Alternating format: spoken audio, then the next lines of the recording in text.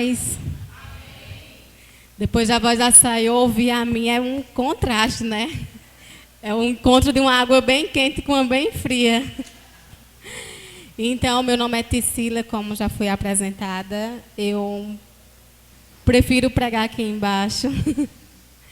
Eu sou simples. Não tem nada a ver, né, gente, com isso. Amém. Gente, antes de falar, trazer a palavra para vocês, eu quero falar um pouquinho sobre Jocum. A gente não teve tempo de falar na sexta-feira. E eu quero explicar um pouquinho o que é Jocum, explicar um pouquinho o que a gente faz, o que são missões. Amém? A Jocum, daqui a pouco. A Jocum, ela está no mundo desde 1960. Tinha um jovem com 26 anos que estava orando. Obrigada. Estava orando e pediu para Deus falar com ele, né? Ele foi ler a Bíblia dele. E ele estava num quarto, ele estava numa viagem missionária. E quando ele senta na cama, depois de ter orado, ele olha e tem um quadro com um mapa mundi. E ele começou a ver como se fossem ondas naquele mapa. Ondas de jovens invadindo nações, né? E aí, por isso, nasceu Jovens com a Missão. Quando ele compartilha essa visão com alguns amigos, os amigos dizem para ele: Loren, então vamos agir. E aí surge a Jocum. Então, missões é isso, é agir, né? É a ação daquilo que Deus dá para a gente. Vocês estão me ouvindo bem? Que às vezes fica retorno aqui. No Brasil, a Jocum está desde 1975, então nós vamos fazer 42 anos. Sou ótima de contas. E lá no Crato, de onde a gente veio, a Jocum vai fazer 20 anos no final do ano, 15 de novembro. E eu quero apresentar a minha casa para vocês agora.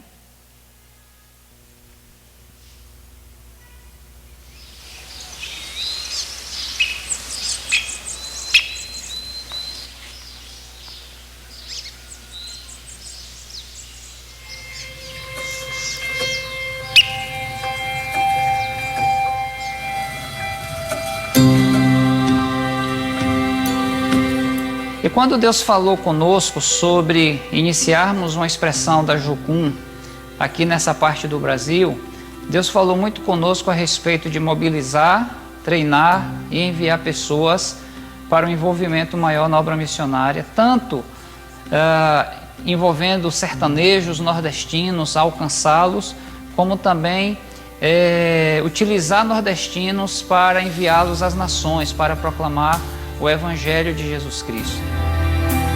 Olá, eu sou Ney Roriz, eu estou aqui na Jocum Sertão há 19 anos, sou um dos pioneiros da base. Começamos do nada, há 19 anos atrás, e ao longo dos anos o Senhor tem nos dado pessoas e Deus tem nos dado ministérios, e esses ministérios têm crescido, têm se multiplicado e têm produzido bons frutos ao longo dos anos.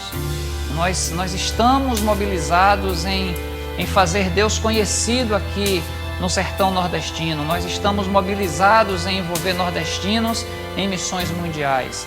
Nós queremos ver o reino de Deus se estabelecendo nessa geração e não temos medido esforços para isso. Nós somos uma base que focaliza muito na questão de plantação de igrejas, capacitação de igrejas, treinamento de igrejas. Jocum Sertão, para mim, é a realização de um sonho, é a confirmação de uma palavra de Deus, porque essa base começou com uma palavra dada por Deus, quando não existia absolutamente nada. Então ela é prova da fidelidade de Deus, ela é prova de um milagre. A Jocum Sertão, para mim, é ouvir a Deus. A Jocum Sertão, para mim, é recomeço. Jocum Sertão é investir em pessoas. Jocum Sertão, para mim, é família. Então, Jocum Sertão, para mim, é um lugar de crescimento. Jocum Sertão, para mim, tem sido trilhar novos caminhos. A Jocum Sertão é um lugar de encontro com a vontade do Pai. Jocum Sertão para mim foi o meu primeiro passo. Jocum Sertão para mim é compartilhar. Jocum Sertão para mim é mudança de mente. A Jocum Sertão para mim é um aprendizado diário. Jocum Sertão para mim é fazer Deus conhecido. Jocum Sertão para mim é fraternidade. Jocum Sertão para mim é direcionamento. Jocum Sertão para mim é estar no centro da vontade de Deus. Jocum Sertão para mim é lugar de impulsionar pessoas. Jocum Sertão para mim é recomeço. Jocum Sertão para mim foi aonde eu entendi os planos de Deus para minha vida. Jocum Sertão para mim é obediência. Jocum Sertão para mim é descobertas. Jocum Sertão para mim é chamado. Jocum Sertão para mim é uma escola contínua. Jocum Sertão para mim é relacionamento. Existem várias possibilidades de você se envolver em atividades ministeriais, várias formas criativas, rápidas, de médio, curto e longo prazo para você se envolver. E Jocum Sertão tem algumas oportunidades. Então eu convido você a conhecer melhor o nosso trabalho, a conhecer melhor as nossas ações, a interagir conosco, a se juntar a nós nas mais diversas formas de expressão ministerial que nós temos a oferecer.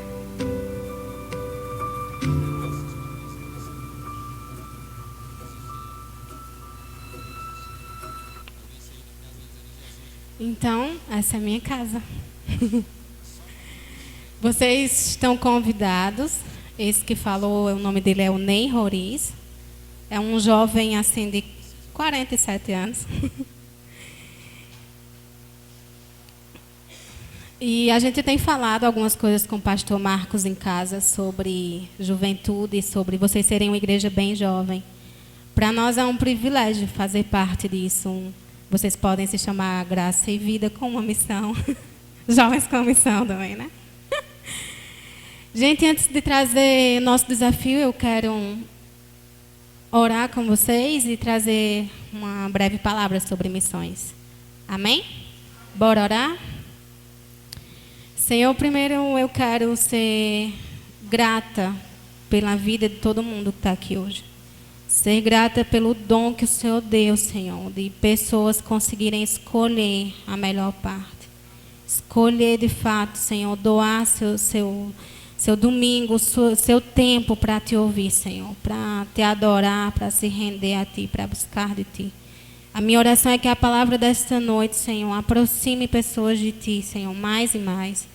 É que aproxime missões delas também, Senhor. Em nome de Jesus, eu oro para que o Senhor me livre de toda tentação de trazer aquilo que não provém de Ti, Paizinho. Em nome de Jesus. Amém. Vou contar uma história para vocês, que tem muito a ver com missões, para mim. E vocês podem acompanhar essa história lá em Lucas 5, do 17 ao 26.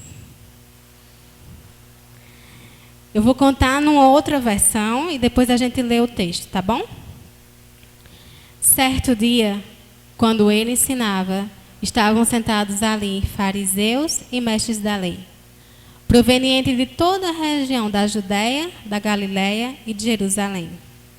E o poder do Senhor estava com ele para curar os doentes. Vieram alguns homens trazendo um paralítico numa maca e tentaram fazê-lo entrar onde Jesus estava. Não conseguindo devido à multidão, eles subiram ao terraço e, através de uma abertura no teto, fizeram o paralítico descer em sua maca até o meio da sala, bem de frente a Jesus.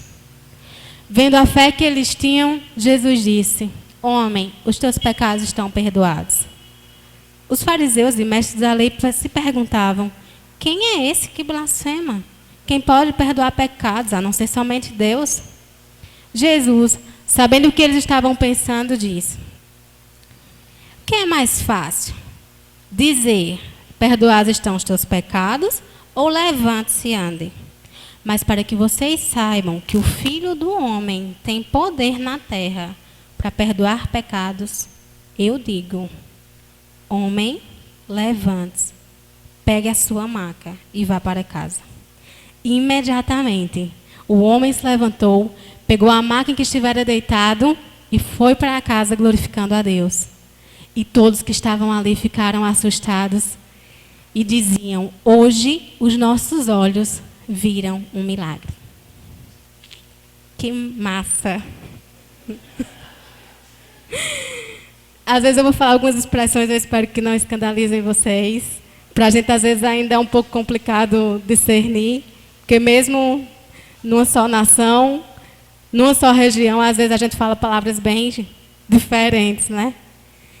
Gente, eu não tenho um título para essa mensagem. Nós vamos falar de missões. E, para mim, por que esse texto fala tanto sobre missões? Conversando com o pastor Marcos, eu disse para ele que eu gosto muito de uma frase de uma escritora, também missionária, que fala: missões é fazer amigos. E quando eu ouvi esse texto, eu fiquei meditando e pensando nesse texto, eu parei e pensei: que amigos esse paralítico tinha. Só que o texto não diz que eles eram amigos. Fala o quê? Uns homens. Mas eu fiquei pensando, e eu insisto em chamar essas pessoas de amigas. Por quê, gente? Vamos trazer essa história para os nossos dias. Eu tenho um pedido para Deus, para que a minha fé leve pessoas para ficar bem de frente a Jesus. A gente sabe que o Espírito Santo de Deus é quem converte. A gente sabe que só o Senhor na causa. Mas às vezes a gente esquece de como fazer isso. Ou às vezes a gente se perde em como fazer isso. E missões é isso. É ser amigo de alguém que é deficiente em bilhões de aspectos e levá-la para frente de quem pode fazer alguma coisa, né? Eu fico pensando que, de repente, se eles eram amigos, ouviram burburinho, porque Jesus causava, né, meu povo? Então, toda a região sabia que ele estava lá. E eles disseram vamos dar um nome para esse amigo, né? Vamos chamar ele de... Saiu ou não, né? Vamos chamá-lo de David. E aí os amigos de David pararam e disseram: David, tem alguém que pode fazer algo por você. E eu vou te levar até ele.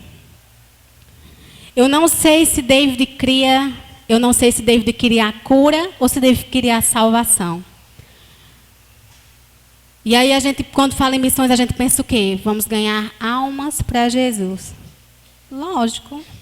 Não existe graça maior do que ser salvo. Uma multidão que estava condenada ao pecado, destituídos da glória. O que a gente queria? Ser salvo, lógico, né? Mas às vezes a gente abusa, às vezes a gente ignora e é indiferente à graça. Por ela nós temos vida e vida em abundância. A graça veio de um ato não justo. Por quê? Não havia justiça em um inocente ir para a cruz. Não havia justiça em Jesus ser condenado. Mas ele escolheu fazer isso. Pai, é a única maneira que eu tenho para salvá-los. Eu me submeto. E às vezes a gente pensa o quê? Oi? Às vezes a gente pensa o quê? Eu não vou fazer isso. Fulaninho não merece que eu faça isso por ele. Isso não é graça, isso é justiça própria. Obrigada. E Jesus era alguém. Jesus era alguém que, pela graça, trouxe vida. Graça e vida. Oi. Legal isso. Gente, os amigos do paralítico foram muito graciosos. Eles podiam ser inertes àquela situação. Ele já está paralítico há muito tempo.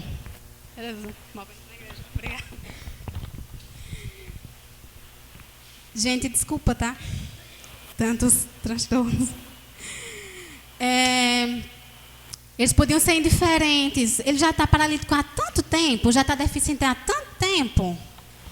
Meu tio não quer Jesus, eu prego para ele há 30 anos. Ah, não, minha amiga já está perdidona, não tem para que falar Jesus para ela. Eles podiam ser indiferentes, podiam ignorar.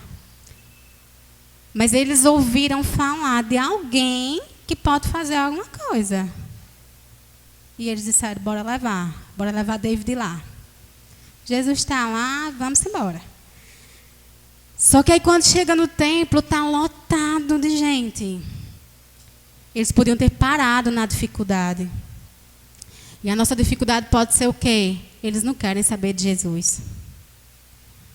Ah, mas eu preguei de Jesus para eles. Eu sei que o Senhor me usou para falar de Jesus para eles. E mesmo assim eles não quiseram. Ou a dificuldade pode ser, eu não tenho como chegar lá. Eu não tenho transporte. Ah, eu não vou conseguir, gente. Eu vou incomodar muita gente para entrar lá. Eles não pararam na dificuldade. E aí eu quero que você pense comigo. Qual é a dificuldade que você tem para não levar pessoas para frente de Jesus? E essa pessoa pode ser tua mãe, teu pai, teu tio, teus amigos, teus vizinhos. Que dificuldade é? Um coração missionário, um coração amigo, um coração que se importa, ele vence a barreira. Hoje eu falei para o David que ideias movem o mundo, mas as boas ideias é que fazem a diferença. Eles tiveram uma ideia para tirar o paralítico daquela situação. E quando chegaram lá, se viram de frente a uma dificuldade. Ah, a ideia não deu certo, bora parar, né? A gente já se moveu. Mas eles tiveram uma ideia bem melhor. Talvez bem doidinha, né? Mas é aí onde entra a estratégia. E para fazer missões, você precisa, de fato, ter uma palavra, ter uma visão, se importar como esses rapazes se importaram com o paralítico, sair da tua zona de conforto, enfrentar o obstáculo e ter uma estratégia. E aí, aqueles rapazes tiveram, bora pelo telhado. A gente já está até aqui, Jesus está lá dentro, bora entrar. E eles foram. E eu confesso que talvez essa não seja a parte mais importante do texto, mas foi a parte que Deus mais falou comigo.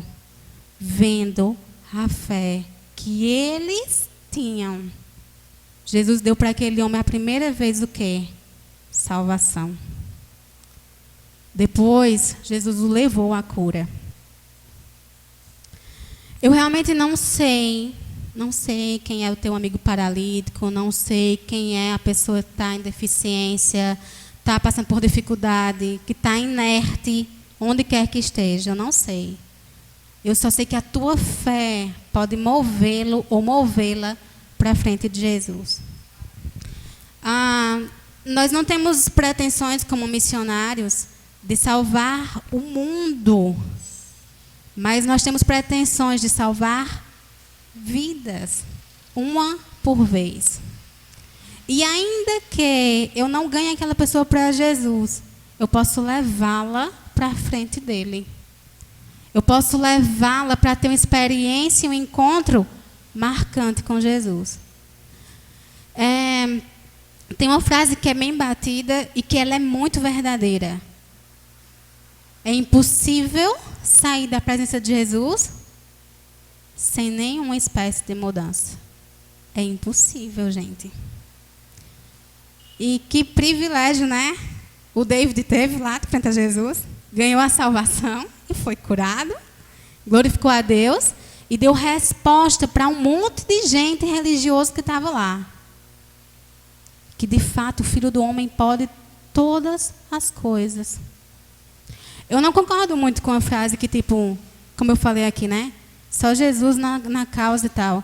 Mas tem uma frase que fala assim, Jesus vai fazer isso por você. Eu creio que Jesus vai fazer isso com você. Porque você precisa dar um passo também. Você precisa ver a situação e se mover em compaixão. A gente em Jocum é bem ensinado a extrair o caráter de Deus. E algo que eu tenho visto no caráter de Deus é que Deus é um Deus que vê a multidão e se compadece. Eu sinto a tua dor. E eu quero tirar você dela. Mas Deus é um Deus educado. Se você permitir, eu vou com você. Eu vou curar, eu vou salvar, vou restaurar, vou limpar, vou enviar. Isso é amor. E os amigos do David amaram ele. Eu te amo, eu me compadeço e eu vou te levar para frente daquele que eu sei que pode te salvar, curar. A gente precisa perguntar para Deus de vez em quando o que o Senhor quer fazer. A gente precisa ter sensibilidade para saber onde Deus quer mexer agora. Ano passado a gente teve uma outra equipe, a gente estava lá no Peru. Eu não sei se vocês já perceberam, mas com certeza já. Eu sou bem tímida. E com toda a minha timidez, eu estava num relacionamento, assim, a gente faz um trabalho na rua e senta para conversar com as pessoas. E eu estava sentada para conversar com a irmã. Ela é cristã, mas ela estava muito ferida. Ela orou pela cura de uma senhora, quando ela fazia evangelismo no hospital. Mas a senhora não foi curada, só que ela aceitou Jesus. E aquela mulher disse para mim, eu parei de ir aos hospitais, eu parei de falar de Jesus, porque eu orei tanto para aquela mulher ser curada e ela não foi. E aí eu fiquei parada na parte que ela falou, mas ela aceitou Jesus. Ela teve salvação. E eu perguntei para ela, alguma vez você perguntou para Deus se Ele queria curá-la? Ou o que Ele queria curar naquela mulher? Porque Deus pode curar o câncer? Ah, sim. Mas tem muitas áreas da nossa vida que Deus está muito interessado em curar. E elas podem não ser visíveis, elas podem não cheirar mal, elas podem não te deixar deficiente totalmente, mas elas podem tirar a sua sensibilidade. Muitas vezes Deus quer fazer isso, quer curar você de toda situação de pecado, de toda situação que tem lepra na tua vida, que já tirou tanto tua sensibilidade que tu está só andando de maneira automática. Deus não quer fazer isso. Ele é um Deus consciente, Ele é um Deus estratégico, Ele é um Deus que se move. E eu fiquei pensando, missões é fazer amigos. É a fé, a tua fé como amigo de alguém que vai levar essa pessoa a ser salva, a ser curada. E tem uma pessoa na Bíblia que Deus fala e que a gente cantou essa noite. Amigo de Deus. Eu quero que você pense segundos agora. Que tipo de amigo você é? Do próprio Deus. Que tipo de amigo você é? Você é aquele amigo que Deus pode dizer, Renato, tem como tu fazer isso aqui para mim?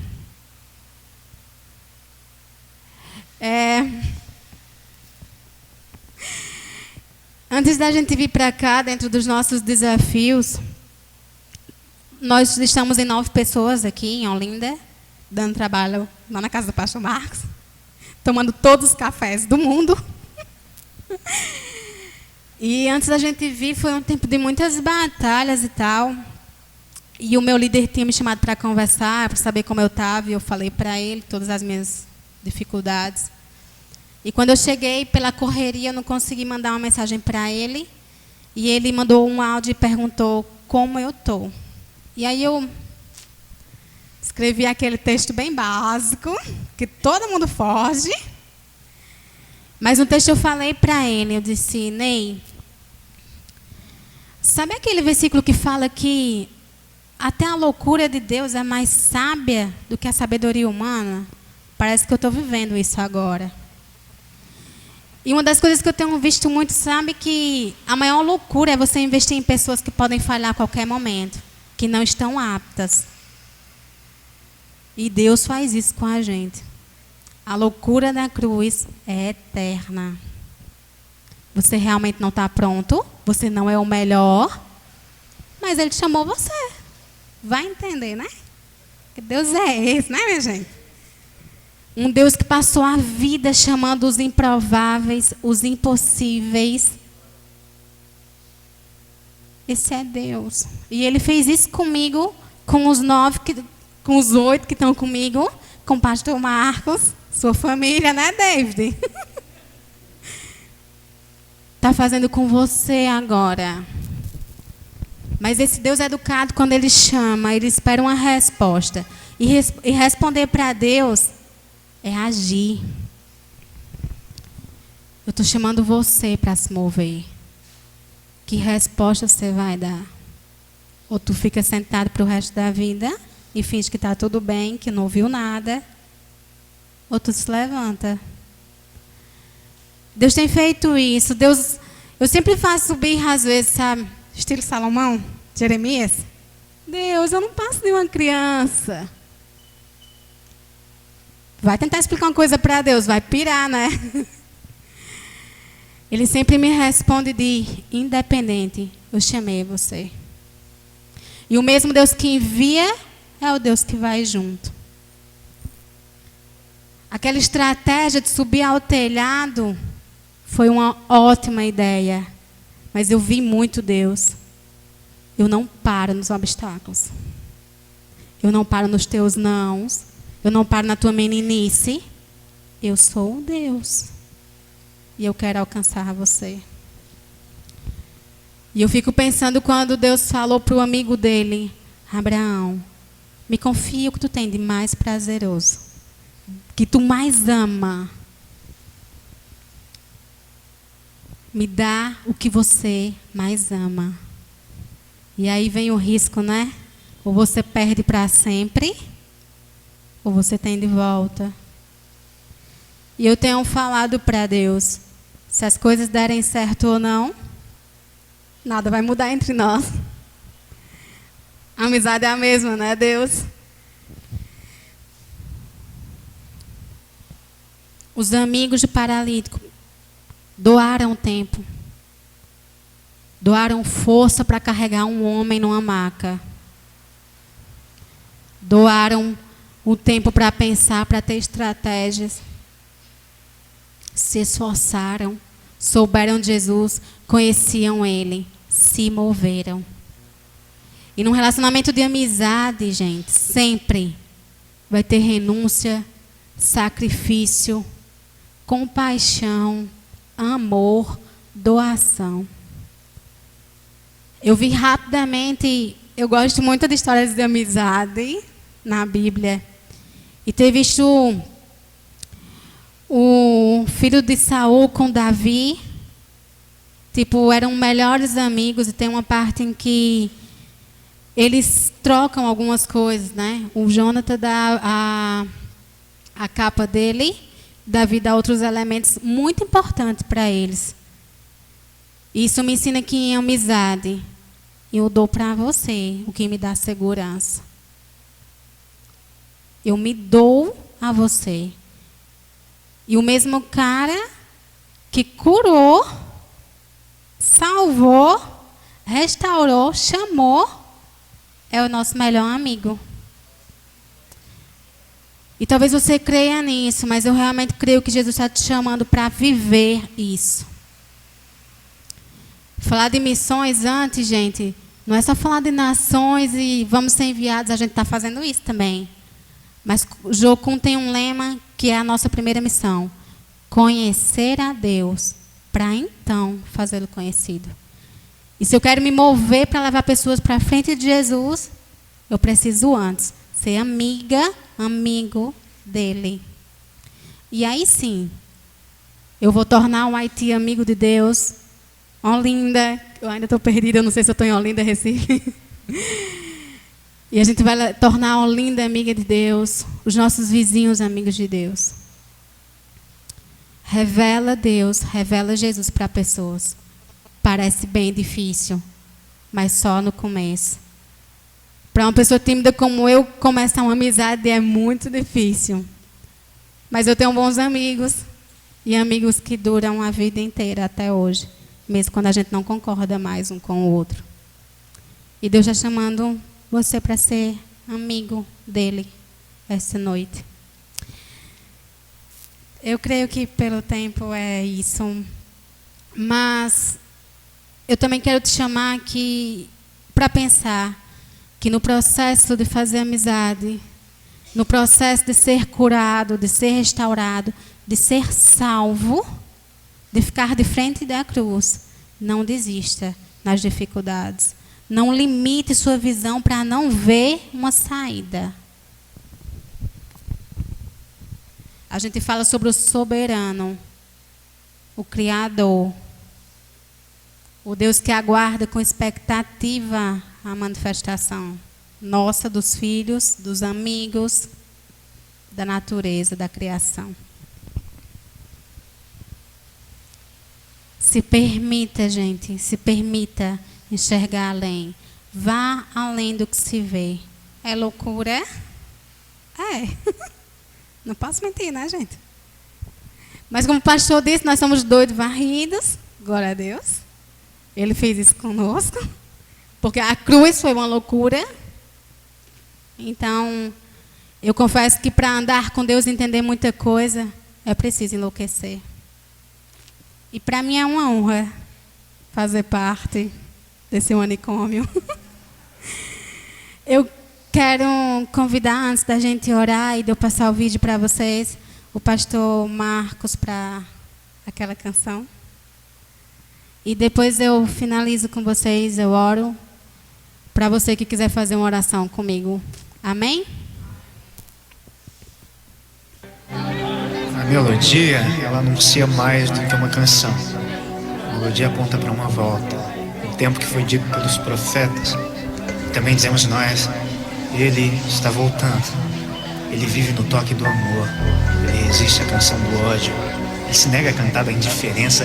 Ele se derrama num envolto de paixão e de misericórdia. Sim, ele está indo na direção do pobre, do órfão, da viúva. Ele alimenta o faminto, ele abraça o solitário, ele vive quando a vida é compartilhada. Em cada caminho há um contraste de cores, de um grito forte do general dizendo ide, ao consolo do caminho dizendo sacudam o pó de vossos pés. No caminho de anunciarmos o amor, o amado, virá contratempos duros. No caminho que nos espera, ao partilharmos gratuitamente do que recebemos de graça, haverá da rejeição, haverá de sermos mal compreendidos, haverá de sermos abandonados, haverá uma cruz na qual devemos estar com Cristo. E o que nos propõe sacudir o pó de nossos pés? As palavras do mestre são simbólicas. Pés nas escrituras falam de caminho, de experiências, de decisões. Quando Jesus nos propõe sacudir os pés, caso não nos recebam, ele está falando de não levarmos para a próxima cidade a nossa rejeição.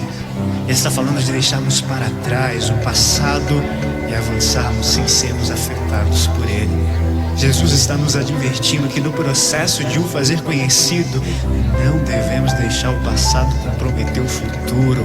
Sacudir o pó de nossas sandálias é acreditar que adiante existem aqueles que precisam mais de nosso amor do que de nossa mágoa.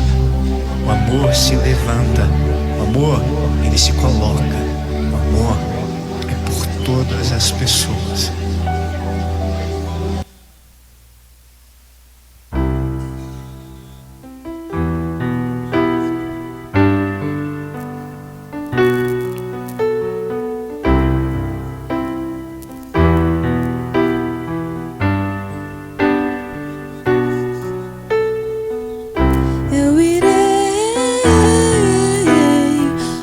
quiseres, pro que quiseres, levarei o que tens dado aos que não têm nada.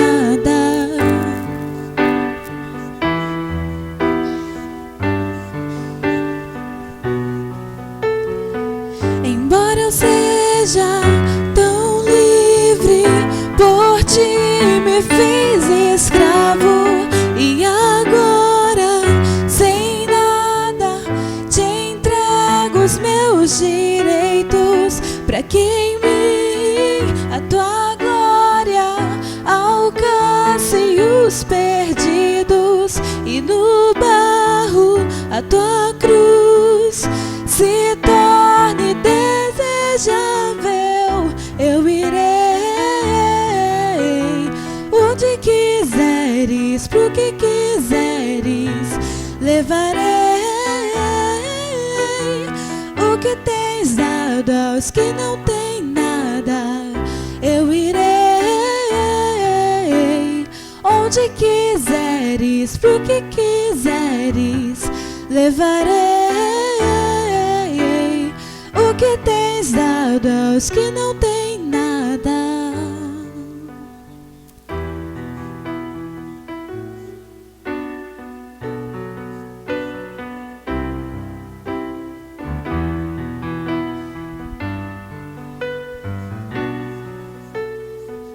Os planos desse mundo se rendem a ti, e os sonhos do menino se esvaem de mim, e os planos deste mundo se rendem a ti, e os sonhos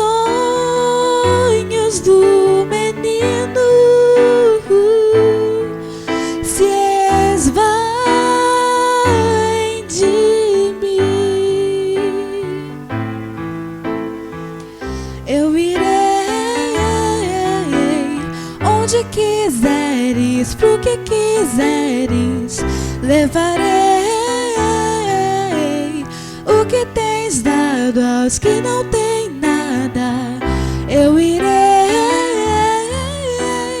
onde quiseres, pro que quiseres, levarei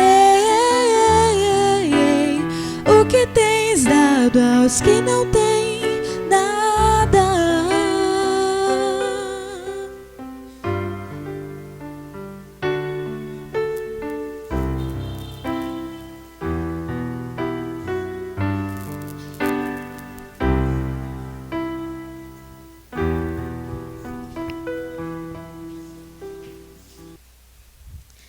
Quando eu tinha mais ou menos, deixa eu ver aqui que eu sempre esqueço.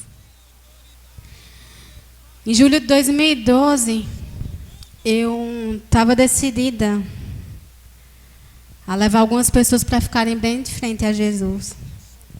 E para uma menina tímida, levar minha família inteira já era o suficiente. E eu comecei a embarcar nessa viagem, como diria o Salomão do reggae. E em 2012, lá na minha cidade, na cidade que eu moro, tem uma festa bem famosa, e a minha igreja faz uma festa na mesma época, faz um encontro, né?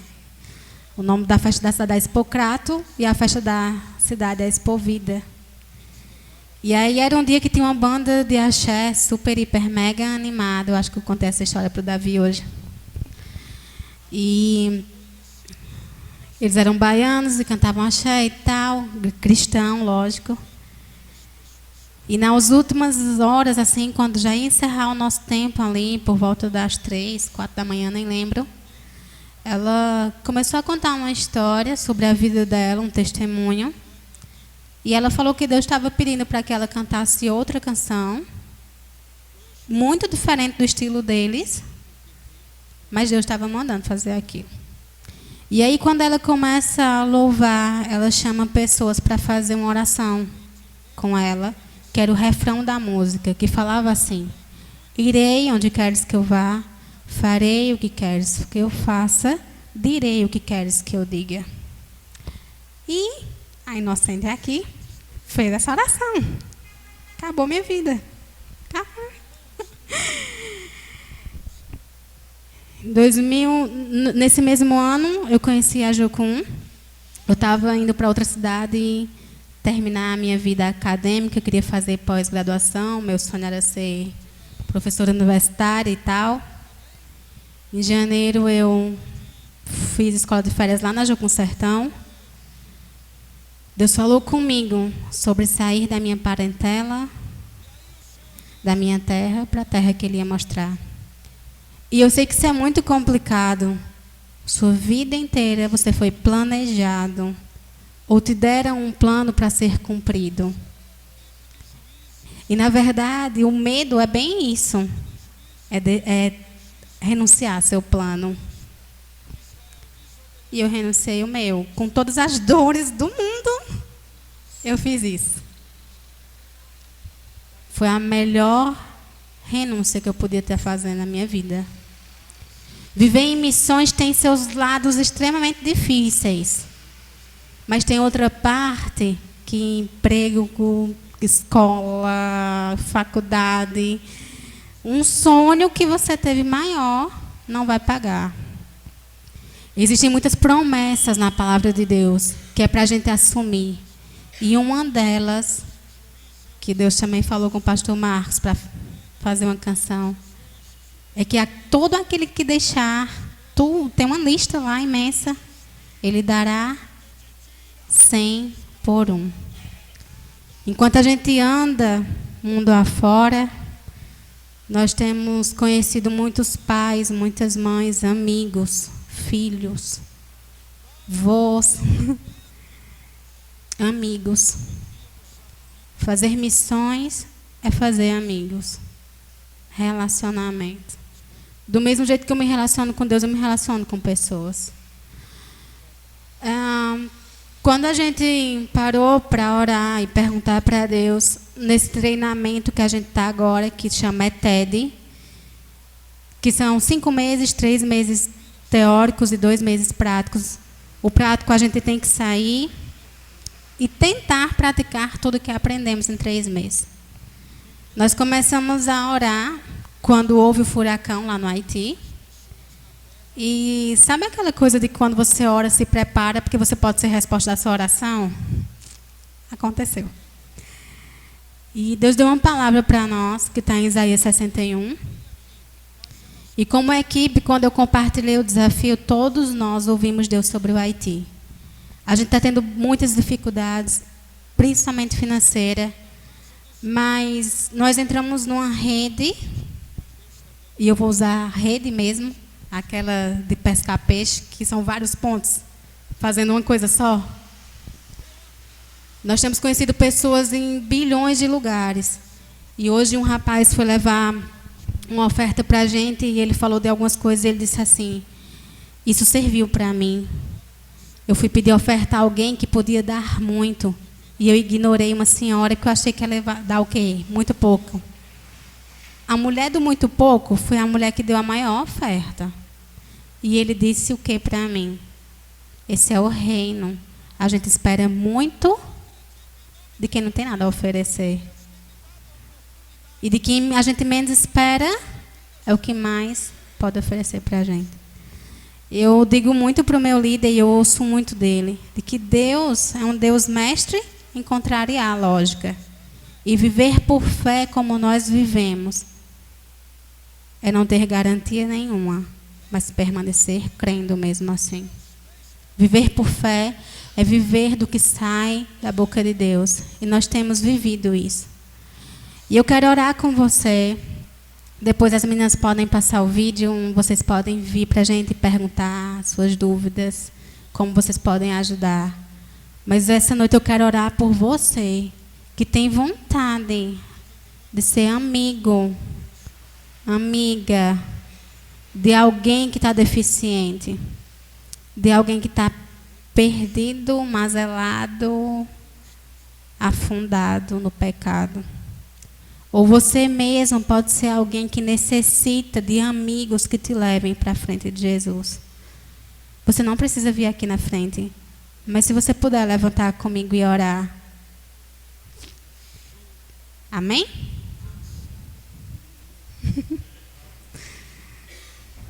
Como eu falei, é muito bom que a gente ouça o que a gente está falando para Deus, porque um dia, uma hora, ou anos depois vai acontecer. Amém? Pode fechar seus olhos e orar. Senhor, eu de fato não sei quais são teus planos a partir de agora. Eu não sei quais são os paralíticos que nós precisamos arrastar para a tua frente. Mas eu sei que na minha vida, na vida dos meus amigos próximos, e eu sei que na vida dessa igreja também, tem pessoas que precisam, Senhor, se encontrar contigo. Eu oro, Senhor, porque eu sei que aqui há pessoas que imaginavam, talvez, que missões só se faz fora daqui. Mas eu volto, Senhor, a lembrar que a tua palavra diz para fazer aqui, ali, ou onde quer que for. Eu oro para que essa seja uma igreja, Senhor, que testemunha com a própria vida o que é andar contigo. Eu oro por pessoas íntegras, Senhor, e de um coração reto e inteiro.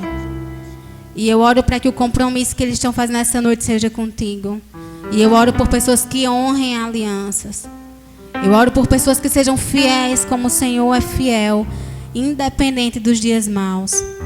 Eu oro por pessoas que tenham um coração grato, gracioso, justo, amoroso, compassivo. Pessoas que tenham um coração que move a outros para a salvação e para a cura. Em nome de Jesus, Deus, nos inquieta como igreja a não sermos indiferentes com as situações que nos cercam. A não sermos, Senhor, humanos demais, automáticos demais. Nos ensina a ter o teu caráter, Deus.